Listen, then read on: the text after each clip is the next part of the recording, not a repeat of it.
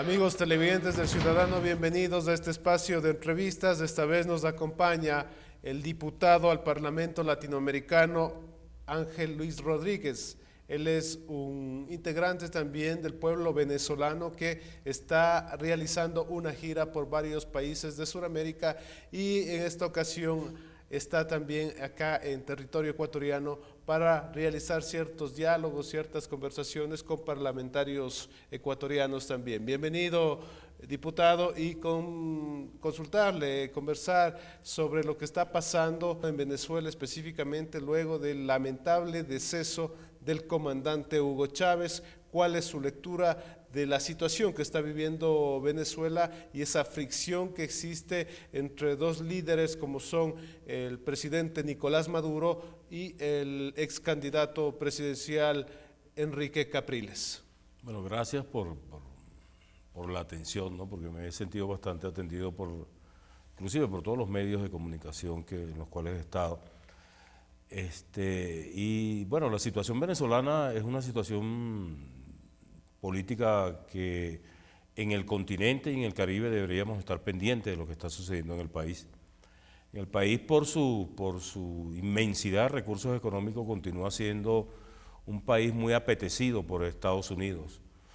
Acuérdense que hace 14 años, con la llegada del presidente Chávez, se rompió ese nivel de colonialismo existente en Venezuela, donde encontramos un país con 80% de pobreza general, 63%, de pobreza general y un 32% de pobreza crítica. En 14 años eso se ha disminuido, la pobreza crítica al 7%, y creo que la pobreza general del país ha llegado a un límite de un 21%.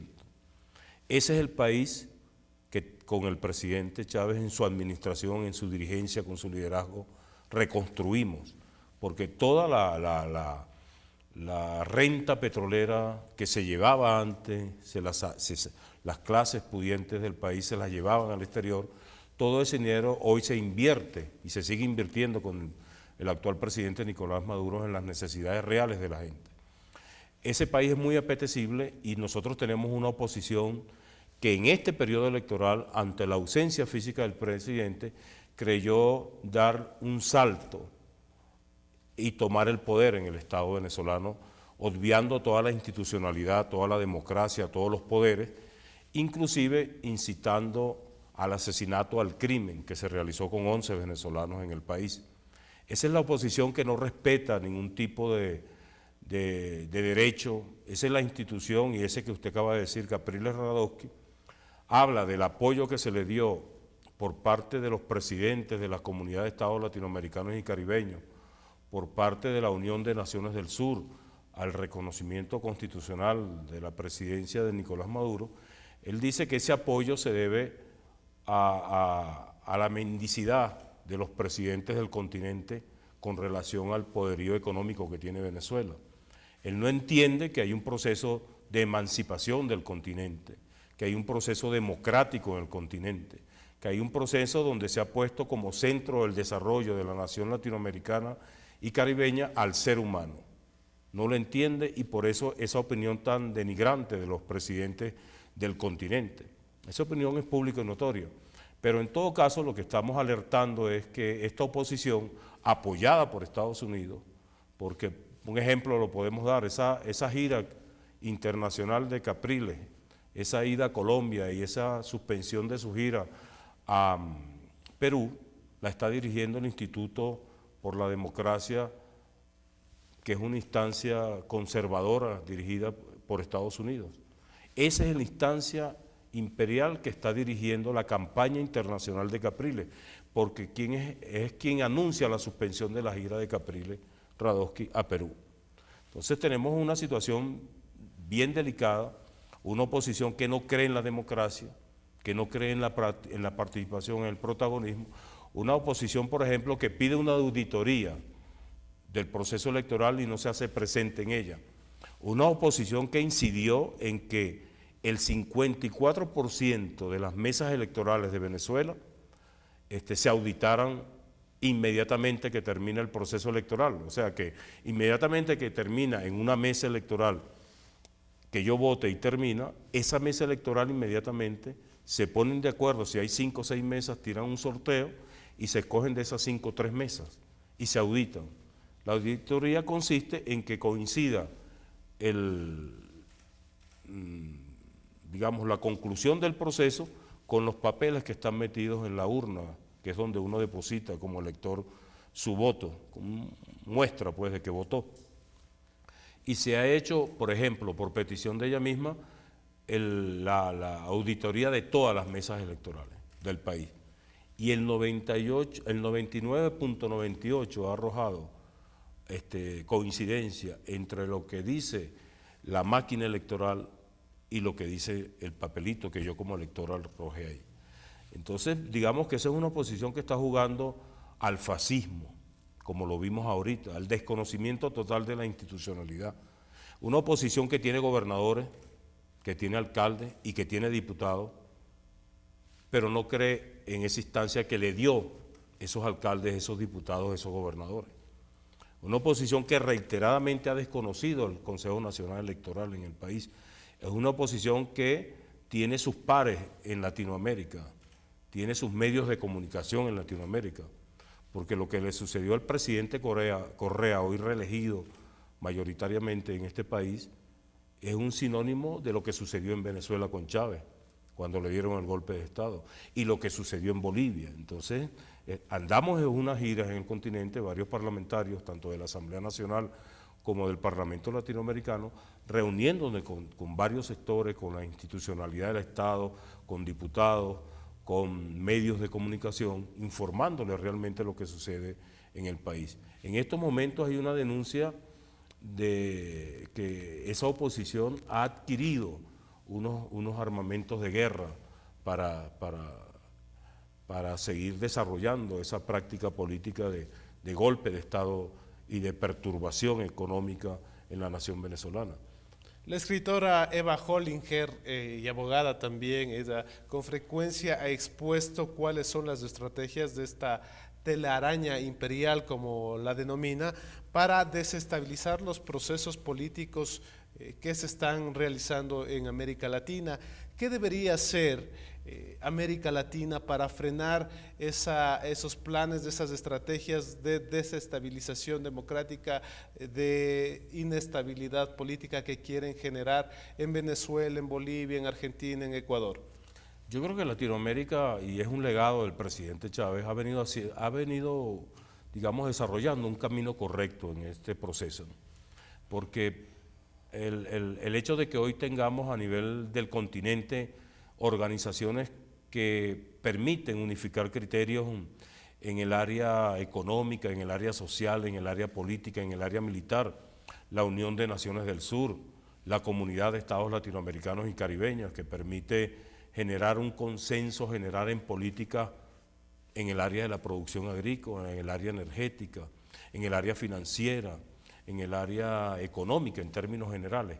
Yo creo que ese es el camino a seguir, pero también tanto los pueblos como los gobiernos tienen que estar atentos y organizados y profundizar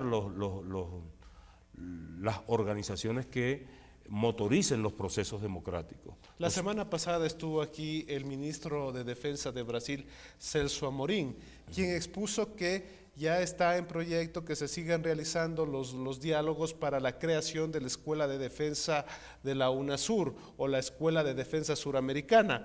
¿Qué opinión tiene usted, qué lectura tiene respecto a este proyecto que tiene la UNASUR para crear una escuela de defensa que se despoje de los rezagos que hubo en la Escuela de las Américas, que tiene malos recuerdos o recuerdos dolorosos para una América Latina que estuvo campeada por las dictaduras? Mira, Venezuela y Latinoamérica tiene unas potencialidades en recursos humanos inmensas. Nosotros tenemos el 60% de los minerales raros que sirven para desarrollos de alta tecnología en el país. Tenemos el 28% de las reservas de agua, tenemos creo que el 14 o el 18% de las reservas de gas, tenemos la mayor reserva de petróleo del mundo. Venezuela tiene, se lo decía yo a una amiga ahorita, la mayor reserva de petróleo del mundo, mira, desde que apareció el petróleo hasta el día de hoy, y un poco más del que se ha consumido la humanidad hasta el día de hoy, tenemos en Venezuela. Y así como Venezuela tiene esa cantidad de petróleo, Bolivia tiene el 98% del litio del mundo. El litio, que es el que, para construir las grandes baterías, para que generen y acumulen electricidad para la movilidad de los carros, de los nuevos, para minimizar los niveles de contaminación del combustible fósil. O sea, así vamos buscando en Latinoamérica, es un gran reservorio de biodiversidad. En Caracas se hizo ahora una reunión para evaluar e ir contabilizando todos esos recursos naturales.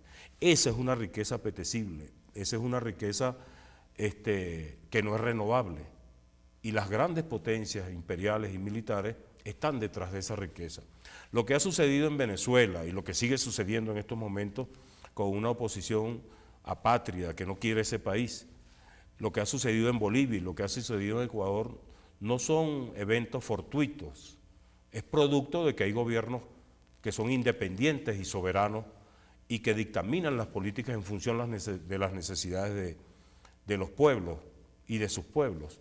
En consecuencia, es acertado que ante una riqueza tal que debe ser administrada en función de la población de este continente, la Unión de Naciones del Sur comienza a desarrollar una escuela militar autóctona, producto de nuestra experiencia militar, producto de nuestra experiencia histórica desde el punto de vista de las liberaciones de estos pueblos. Nosotros tenemos historia y teoría militar que desarrollar con mucha profundidad en el país, y es importante que se haga porque el concepto de la oligarquía, del neoliberalismo, es que los militares están en función del capital, en función del dinero, del recurso económico.